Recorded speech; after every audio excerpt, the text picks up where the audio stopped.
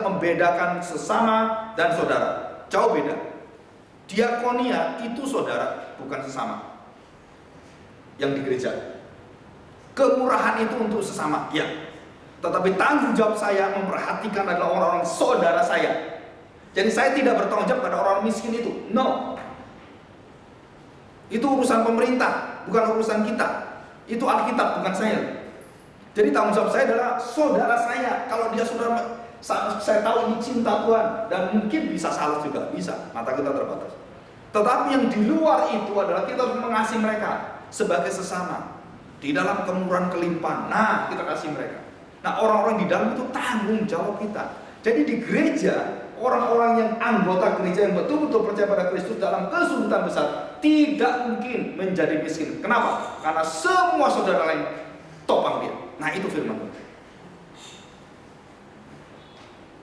Saudara, kita selama kita melihat banyak pengajaran liberal yang merusak sistem ini semua, termasuk liberation theology. Saya menuliskan tentang feminist theology dan liberation theology dalam tesis saya. Salah satu yang saya soroti adalah mereka tidak membedakan sesama dan saudara. Nah mungkin. Jadi persekutuan yang ada di dalam persekutuan ini, coba perhatikan. Di dalam Kisah Para Rasul, mereka menjual harta mereka dan dibagikan pada siapa? Sesama dulu, bukan saudara mereka. Saudara mereka, orang dalam gereja, orang bodoh jual semua dikasih pemerintah Romawi, goblok itu. Kenapa? Karena saudaramu. Orang bisa bayar pajak kepada pemerintah besar, tapi nggak pernah perhatikan jemaat yang ada di gereja. Dosanya besar loh. Kita besar dosa. Maka di dalam kekuatan komunitas Kristen, orang-orang percaya itu bersinar luar biasa. Kenapa? Mengagumkan dunia. Kenapa? Oh, mereka memperhatikan saudara mereka luar biasa. Nah ini yang membuat kasih itu menyaksikan semua keagungan Kristus. Nah saudara harus membagi ini. Jadi Bapa menarik orang dari kegelapan dan kemudian menggarap itu dengan anaknya, ya kan? Setelah mendapatkan firman kuasa daripada penebusan dan kemudian membawa kuasa penebusan ke dalam dunia dengan hidup seperti Kristus. Nah ini sinergi siapa? Roh Kudus. Jadi di sini Bapa merancang semua, terus kemudian menetapkan ini Bapa, dan kemudian Tuhan Yesus yang menggenapi semua rancangan, dan kemudian Tuhan Yesus naik ke surga. Siapa yang membawa rancangan kesempurnaan untuk manusia yang kegelapan? Itu Roh Kudus. Ya di sini. Ya. Oke, kita lanjutkan. Saudara perhatikan. Jadi Bapa itu melihat semua di dalam semua adalah dikerjakan oleh Yesus. Jadi all in all. Dalam segala, dalam semua.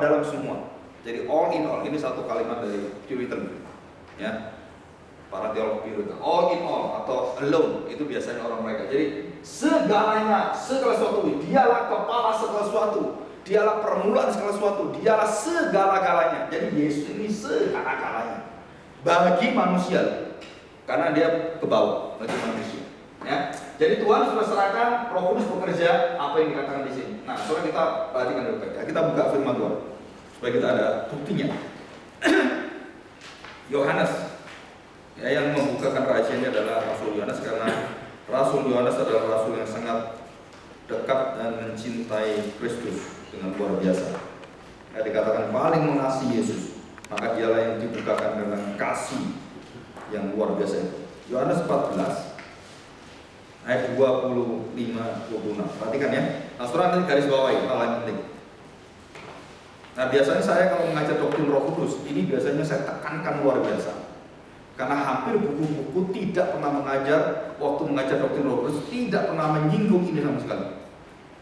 Semua buku-buku yang doktrin itu saya baca itu, ada beberapa buku yang menyinggung dengan dalam itu adalah teolog Puritan Reform.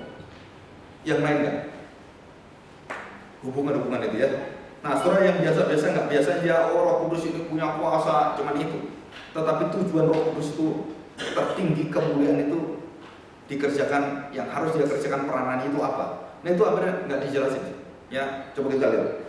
25. Semuanya itu kukatakan. Siapa yang berbicara ini? Aku ini siapa? Yesus. Jadi mengajar tentang Roh Kudus siapa? Nabi-nabi nggak ada yang bisa ngajar. Nggak ada nabi-nabi nanti Roh Kudus, nggak ada. Nabi-nabi nggak kenal Roh Kudus. Tidak mengenal seperti Yesus mengenal mereka. Tahu saudara, Roh Kudus itu hanya bisa diterangkan oleh anak. Bapaknya bisa diterangkan oleh anak. Nggak ada yang lain. Jadi Tritunggal itu hanya bisa diterangkan oleh siapa? Hanya oleh Yesus. Di luar Yesus sudah nggak akan tahu Tritunggal. Maka kenapa Kristosentrik itu? Karena itu adalah Trinity centric, itu akhirnya muncul di sana. Tanpa adanya Kristosentrik, saudara akan bisa tahu rahasia Bapa dan Roh Kudus. Bangsa Israel sampai sekarang buta karena tolak Yesus, nggak akan kenal dia Tritunggal. Nggak mungkin. Ya, termasuk agama Islam, nggak akan bisa percaya. Ya, karena dia tolak Yesus. Saudara, semuanya itu katakan kepadamu selagi aku bersama-sama dengan kamu. 26. Tetapi penghibur, siapa? Roh Kudus yang akan diutus oleh Bapa dalam nama siapa? Yesus. Saya tanya, Roh Kudus akan diutus oleh Bapa di dalam siapa? Dalam namamu, dalam otoritasmu, dalam kuasaku, dalam semua dominasi. Jadi Roh Kudus itu bekerja semua itu siapa yang mendominasi? Yang memerintahkan, yang mengatur? Yesus. Saudara, nama bukan cuma nama-namaku, enggak. Nama itu menyandang satu kuasa, satu wewenang, satu dominasi, satu ketaatan yang harus dituruti nama Yesus itu oleh Roh Kudus. Jadi dalam namaku, bukan nama yang lain. Ya, dalam namaku, dialah yang akan mengajarkan, perhatikan. Dialah yang akan apa? Mengajarkan apa saja? Segala sesuatu. Segala sesuatu kepadamu dan akan mengingatkan kamu akan semua, segala, semua. Kenapa misi kita ada misi holistik? Misi yang utuh. Alpha Omega, Protos Eskatos, Arketelos. Nanti saya jelaskan sedikit ya. Sudah perhatikan. Semua yang telah kukatakan kepadamu. Jadi jalurnya berapa? Jalurnya Yesus. Perkataan siapa? Perkataan Yesus. Pengalaman siapa? Pekerjaan siapa? Yesus semua. Jadi Roh Kudus itu akan mengatakan kata-kata bukan dari dia. Kata-kata siapa?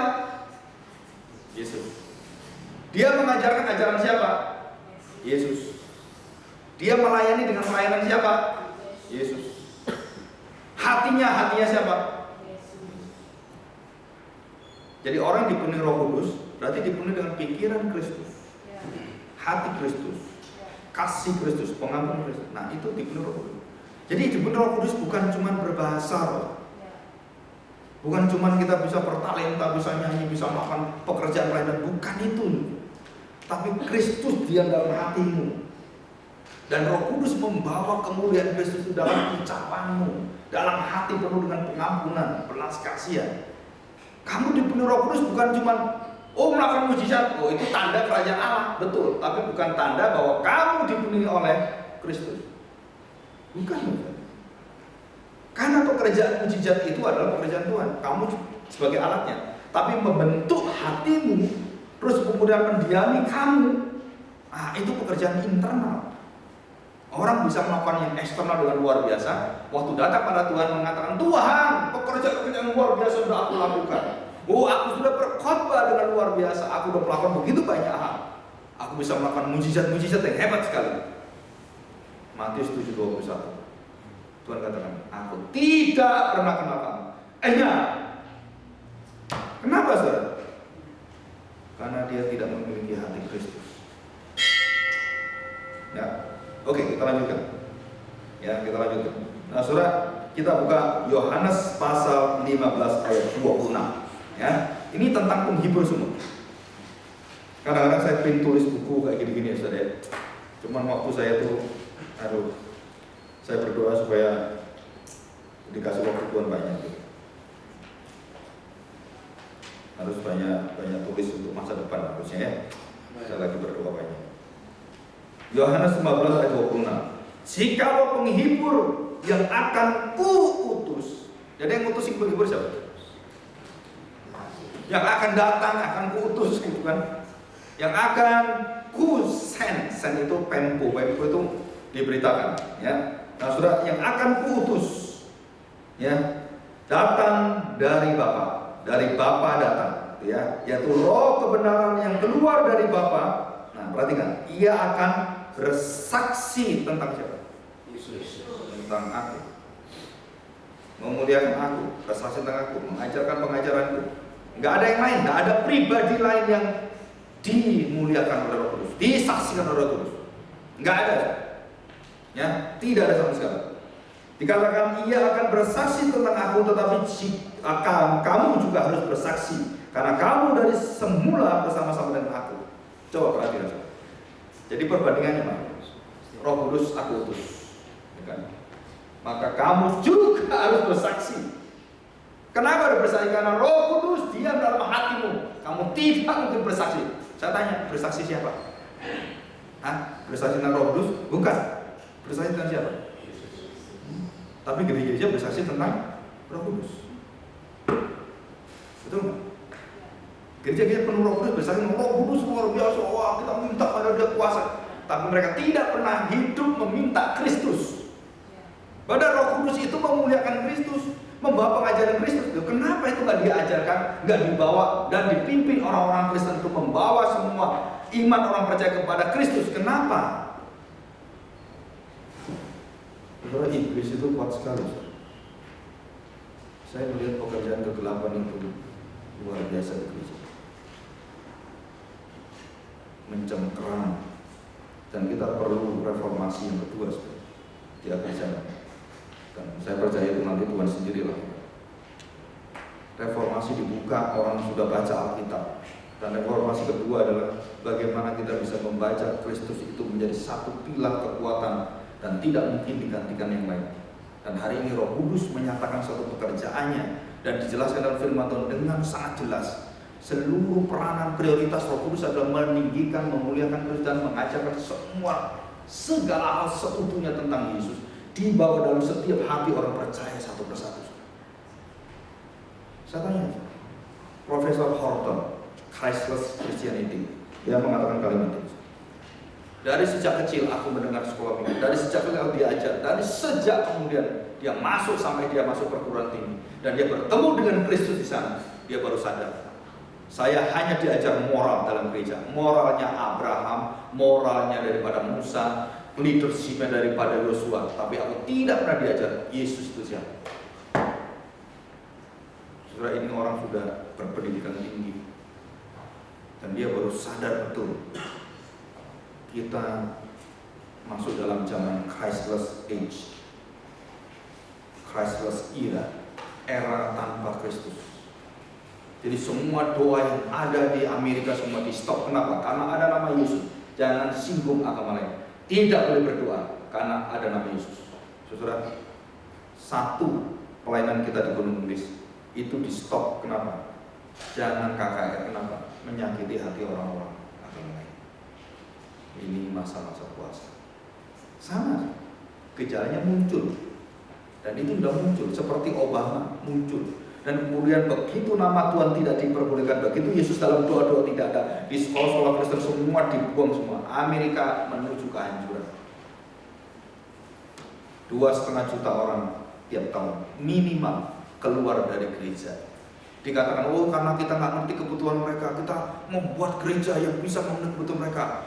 Mereka senang musik jazz, di gereja kasih musik jazz supaya mereka kembali ke gereja. Oh mereka senang musik rock, wah musik rock ada di gereja, haleluya. Kalau semua lagu musik rock gitu ya. Apa lagu musik rock itu? Ada wow, pakai musik rock. Wow, orang adu banget. Saudara, kita salah, mereka keluar bukan karena mereka meminta kita mengikuti dunia, bukan. Karena kita tidak memberitakan Kristus dalam gereja kita. Firman Tuhan mengatakan jika engkau meninggikan Kristus, orang akan datang mencari gerejamu karena gerejamu meninggikan Kristus. Orang merindukan Tuhan akan tahu di mana dia akan mencari. Saudara, jadi mereka akan datang mencari kebenaran dan nanti semakin akhir zaman, kebenaran firman Tuhan semakin sulit dicari. Saudara baik, orang-orang benar-benar menyuarakan suara dengan murni itu semakin dibuang oleh gereja, karena gereja tidak mau dengarkan itu, telinga mereka tidak mau dengar. Tetapi orang-orang tahu hati Tuhan mencari dari pulau ke pulau, mereka merindukan pengajaran ini. Bahkan saya pernah bertemu dengan satu orang Islam mencari kebenaran, sampai akhirnya dia ketemu dengan Tuhan. Dan dia mengatakan, kenapa ya saya itu dekat dengan orang-orang Kristen, tapi nggak pernah beritakan tentang nama Tuhan Yesus. Saya berdagang dengan orang Kristen, tapi tidak pernah ngomong tentang Tuhan Yesus. Iya Pak, karena sungkan Pak, kita kan ada toleransi. Nah itu membuang seluruh kesempatan yang luar biasa. Jadi dia merasakan, oh dalam pencarian masih mending saya ketemu. Nah berarti kan kalau dibukakan itu dari dulu kan saya sudah dengar, harusnya. Saya katakan, ya kalau Bapak pikir seperti itu, misi itu bukan seperti itu Pak. Tuhan punya waktu yang indah, dan waktu Bapak terima itu memang tepat waktunya. Hati Bapak itu siap menerima firman. Jadi bukan soal ini, bukan soal itu. Ya, nanti kita belajar bagaimana Tuhan pimpin. Dan justru perhatikan, Roh kebenaran akan menyaksikan dan bersaksi tentang aku. Ya. Yohanes 16 ayat 13-14. Ya, ayat 12. Masih banyak hal yang harus kukatakan kepadamu, tetapi sekarang kamu belum dapat menanggungnya. Nah, siapa yang akan mengatakan ini? Saudara tahu? Kamu sekarang nggak akan bisa menanggungnya, tapi nanti Roh Kudus akan mengatakan segala hal itu. Jadi siapa yang akan mengajarkan? Mereka nggak bisa nampung otak mereka. Nanti Roh Kudus akan mengajar mereka, dan semua langsung menuliskan Injil. Itu karena Roh Kudus yang berikan kuasa itu. Mereka nggak akan ingat semua pengajaran dikasih atau nggak mungkin. Tapi Roh Kudus, dan itu pun tidak semua perkataan Tuhan Yesus dituliskan. Dan masih banyak lagi mujizat Tuhan Yesus yang sabar-sabar. Dikatakan oleh Yohanes, dan banyak lagi yang lainnya, tanda-tanda yang luar biasa tapi nggak mungkin saya catat. Jadi justru bayangkan kalau 3,5 tahun Tuhan Yesus tiap hari bikin mujizat, tiap hari gitu ya. 3,5 tahun berapa? 3.600 dikali 3. Tuh lihat ditambah setengah. Kira-kira 12.000. 12.000 hari, kalau satu hari dia lakukan satu mujizat saja. Jadi 12.000 mujizat. Nah betul kan? 3,5 tahun.